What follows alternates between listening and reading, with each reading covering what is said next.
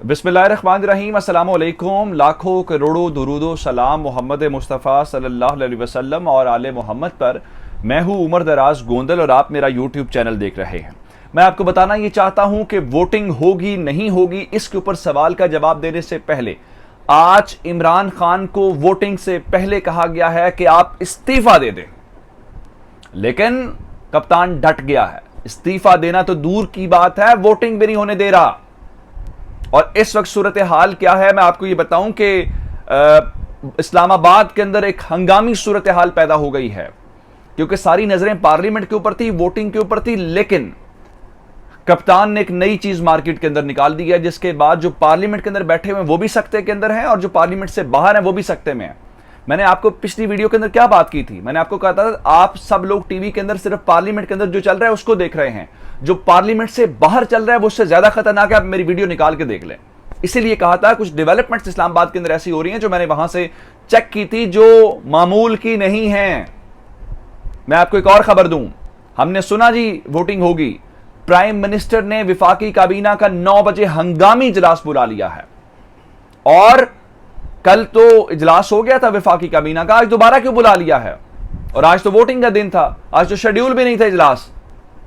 तो जनाब कोई समरी मंजूर करवाने की बाज गश्त सुनाई दे रही है, किसी की बरतरफी क्या शोर मच रहा है। और एक एमएनए ने ट्वीट किया है कि आज मुक्तदर हल्के इमरान खान के इस इजलास को रोकें वरना बरतरफी की समरी मंजूर हो जाएगी। मैं आपके सामने ये डिटेल्स रखूंगा, लेकिन ये बातें तो वो हैं, आज बिलावल ने कुछ ऐसी बातें की है जो शायद कोई और नहीं कर सकता था। बिलावल कह रहे हैं एस्टैब्लिशमेंट तकसीम हो गई है। जनरल फैज का नाम लिया इशारों के नायों के अंदर, किस तरह नाम लिया वो भी आपको बताऊंगा। फिर DGISPR इस वक्त ट्विटर के ऊपर ट्रेंड क्यों कर रहे हैं ये भी आपको बताऊंगा। लेकिन अगर आपने अभी तक चैनल सब्सक्राइब नहीं किया और आप चाहते हैं कि आपको मुस्तनद और बर वक्त खबरें मिलती रहें, तो हमारा चैनल सब्सक्राइब कर लीजिए, बेल आइकन के ऊपर क्लिक कर लीजिए, ताकि हमारी आइंदा आने वाली वीडियोस बर वक्त आप तक पहुंच रहे। आज सुप्रीम कोर्ट के अहकामात के ऊपर इजलास हो रहा है। हुकूमती वुज़रा ऑन द फ्लोर कह रहे हैं कि पार्लियामेंट को सुप्रीम रहने दे, कोर्ट को कोई हक नहीं है कि वो कहे कब इजलास बुलाना है। असद उमर ने खुल के कहा है कि यह पार्लियामान के अंदर मुदाखलत है। Panel of chair Amjad Khan Niazi जब कर रहे थे, उन्होंने कहा कि जनाब सुप्रीम कोर्ट मुदाखलत नहीं कर सकती, आर्टिकल 69 का हवाला दिया। और उसके बाद असद कैसर साहब आए हैं। असद कैसर साहब ने कहा जी मैं बिल्कुल सुप्रीम कोर्ट के फैसले के ऊपर अमल दरामद करूंगा, लेकिन ख्वाजा साद रफीक ने कहा कि हमारी मुलाकात हुई जिसमें असद उमर मौजूद थे, शाह महमूद कुरैशी मौजूद थे। इन्होंने हमें कहा कि 8 बजे जो है वो हम वोटिंग करवाएंगे। लेकिन मैं आपको वोटिंग से पहले की खबर देना चाहता हूं कि इमरान खान ने इस सिलसिले में उनको यह कहा गया कि आप इस्तीफा दें, आप साइड पे हो जाएं, ये कहानी खत्म करें। आपने अगर आज जरदारी साहब की स्पीच सुनी, उसमें एक लाइन बड़ी इंपॉर्टेंट थी। जरदारी साहब ने कहा मैं तमाम पॉलिटिकल फोर्सेस के साथ बात करने को तैयार हूं, मैं जो तहरीक इंसाफ के लोग बैठे हुए हैं इनके साथ भी बात करने को तैयार हूं, लेकिन सिर्फ एक शख्सियत से बात करने के लिए तैयार नहीं हूं, बाकी तमाम पॉलिटिकल फोर्सेस से बात करने के लिए, तहरीक इंसाफ के लोगों से बात करने के लिए तैयार हूं। वो कौन है? वो शख्सियत इमरान खान है। यानी हर कीमत पे माइनस इमरान करना है। जो वो कहते हैं, इमरान खान कहता है कि वो अमेरिका वाले कहते हैं सिर्फ इमरान को निकाल दो, बाकी कोई मसला नहीं है।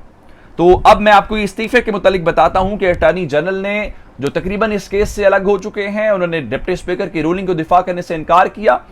उन्होंने बातचीत की है जियो न्यूज के साथ आज, और उनसे जियो ने पूछा कि क्या आपने आज वजीर आजम को कहा है कि आप इस्तीफा दे दें?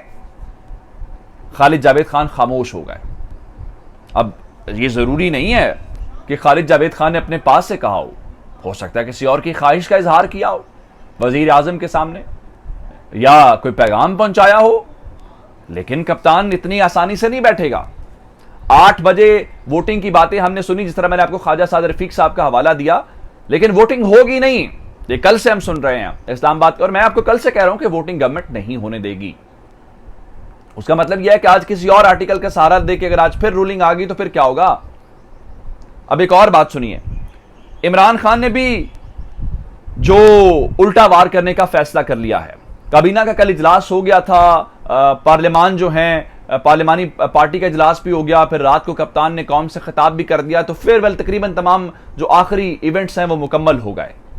लेकिन आज कुछ डेवलपमेंट्स इस्लामाबाद के अंदर ऐसी हुई हैं पार्लियामेंट से बाहर, जिसके मुतालिक मैं आपको पिछली वीडियो में बता चुका हूं। उसके बाद कप्तान ने फौरी तौर पे अपनी विफाकी काबीना का 9 बजे इजलास बुला लिया है, और यह इजलास हंगामी इजलास है, मामूल का इजलास नहीं है। इसका मतलब यह है कि अगर आपने आज वोटिंग का अमल है तो वो तो अब 9 से पहले नहीं हो सकता, क्योंकि वुज़रा ने निकल जाना है। वो कहेंगे जी हम तो काबीना में जा रहे हैं। और एक और बात है, इस वक्त सूरत हाल ये है कि लोग कह रहे हैं कि तहरीक इंसाफ वाले ये चाह रहे हैं कि थोड़े से अपोजिशन के अरकान बाहर निकलें, स्पीकर दरवाजे बंद कराएं और वोटिंग करा लें।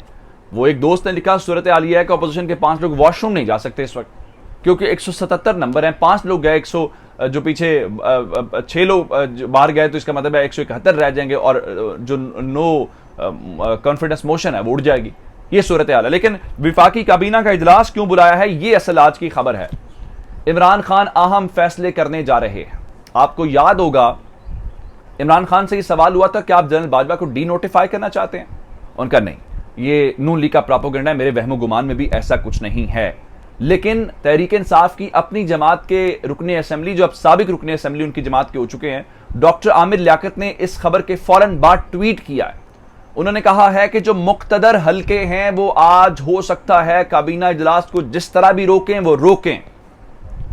उनके मुताबिक अगर आज का इजलास ना रोका गया तो इमरान खान फौजी सरबराह की बरतरफी का जाते जाते समरी के जरिए कोई नोटिफिकेशन निकाल सकते हैं या मंजूरी दे सकते हैं। अब फौजी सरबराह से मुराद तो फिर जनरल बाजवा ही हैं, या फिर DGISI के मुतालिक तो कोई ऐसी बात नहीं। तो क्या इमरान खान ये आग से खेलने जा रहे हैं? क्या इतना बड़ा स्टेप आज लेंगे कि फौज के सरबराह को जो है वो हटा दें? अब ये डॉक्टर आमिर लियाकत का मौक़िफ़ है, ट्वीट मौजूद है, आप जाकर देख लें कि वो इस हवाले से क्या खदशे का इजहार कर रहे हैं। लेकिन दूसरी जानिब बिलावल ने भी आज फौज के ऊपर इस किस्म की बातें करके कोई कसर नहीं छोड़ी। और इस वक्त उन्होंने क्या कहा? उन्होंने सबसे पहले कहा जी एस्टैब्लिशमेंट में तकसीम है। कौन सी तकसीम है? कौन तकसीम है? कौन सी एस्टैब्लिशमेंट की बात है? वो तो न्यूट्रल है, उनका तो सियासत से कोई ताल्लुक ही नहीं है। बिलावल भुट्टो जरदारी से आज पूछा जाए। और फिर उन्होंने कहा कि ये हुकूमत फैज याब होना चाहती है, और ये पहले भी फैज याब हुई थी। फैज याब से मुराद जनरल फैज की तरफ वो इशारों के नायों में हवाला दे रहे हैं। अब ये क्या इदारों के या कौमी पाकिस्तान के नेशनल इंटरेस्ट को सर्व करने वाली बात है? और फिर उसके बाद एक जो खतरनाक बात उन्होंने की, उन्होंने कहा कि जनाब ये अगर हम चाहते तो हम इमरान खान को अदालत से भी डिस्क्वालीफाई करवा सकते थे, नाअहल करवा सकते थे। इस बात का क्या मतलब है कि आप चाहते तो अदालत डिस्क्वालीफाई कर देती, आपने नहीं चाहा तो उन्हें डिस्क्वालीफाई नहीं किया। कि अदालत बिलावल भुट्टो जरदारी से बुला के यह सवाल पूछेगी कि आपके मुताबिक हम फैसले करते हैं, या आप हमें बताते हैं हमने क्या फैसले करने हैं? अब ये जो फैज हमीद वाला कमेंट, फैज याब वाला कमेंट किया बिलावल ने, उसके ऊपर सिद्दीक जान ने बड़ा अच्छा तबसरा उस खबर के साथ किया। उन्होंने कहा इसका मतलब यह है, बिलावल ने एक तो सच बोल दिया, इसका मतलब है कि इमरान खान सिर्फ अमेरिका इमरान खान को नहीं रोकना चाहता, बल्कि अमेरिका अफगानिस्तान की शिकस्त का बदला भी जनरल फैज हमीद से लेना चाहता है, क्योंकि वो भी चाहे फैंटास्टिक होने के वो कपों वाली तस्वीरें वहां पे बनवाते रहे थे जाके। तो ये सिद्दीक जान का तबसरा मौजूद है उनके ट्विटर हैंडल के ऊपर, आप जाकर देख सकते हैं। एक और आगे बात सुनिए। आज DGISPR ने ट्वीट किया, वो ट्वीट मिसाइल के मुतालिक था, उसमें कोई ऐसी बात नहीं थी, एक प्रोफेशनल मैटर जो उनका काम है। कोई भी अगर फौज टेक्नोलॉजी हासिल करती है, कुछ तजर्बा करती है माजी के अंदर भी, लेकिन उसके बावजूद DGISPR पाकिस्तान के अंदर इस वक्त ट्विटर के ऊपर कभी टॉप पे ट्रेंड कर रहे हैं, कभी दूसरे नंबर के ऊपर ट्रेंड कर रहे हैं। और उसकी क्या वजह है? उसकी वजह यह है कि आज तहरीक इंसाफ के जो बहुत सारे दिल शिकस्ता लोग हैं, अब मैं तहरीक इंसाफ का नाम ले दिया है, लेकिन क्या तहरीक इंसाफ के ही सारे लोग हैं, या तहरीक इंसाफ के बिहाफ के ऊपर यह काम किया जा रहा है, या फिर उनको लड़ाने की कोशिश की जा रही है? वहां पे जो कमेंट्स किए गए हैं उस ट्वीट के नीचे, वो बहुत परेशान कुन है, और वो बहुत शोर मचाया जा रहा है, जो कि बहुत खतरनाक बातें हैं। एक और कल से प्रोपेगेंडा किया गया जी कि जूम के ऊपर और स्काइप के ऊपर जनरल बाजवा की और नवाज शरीफ की मुलाकात है, जिसको मुकम्मल तौर पे एक प्रोपेगेंडा मुहिम से ज्यादा नहीं कहना चाहिए। कहा ही जा रहा है, जो मिलिट्री सोर्सेज हैं, कि जब नवाज शरीफ साहब की जो अहलिया कुलसूम नवाज साहिबा की डेथ हुई थी, उस वक्त नवाज शरीफ को ताज़ियत के लिए जनरल बाजवा ने फ़ोन किया। वो एक हम मशरकी माशरे के अंदर हम सब एक दूसरे के ऊपर फौत की खुशी के अंदर शरीक होते हैं, लेकिन वो भी प्रोपेगेंडा किया गया। अब ये कहाँ रुकेगा? अगर हम इदारों को मिलाइन करेंगे, फौज को मिलाइन करेंगे, मामला पॉलिटिक्स का है, पार्लियामेंट का है, वहां पे हल होना चाहिए, लेकिन ये कोई अच्छा पैगाम नहीं है। चैनल सब्सक्राइब कीजिएगा। आपकी समातों का बहुत शुक्रिया। खुदा हाफिज।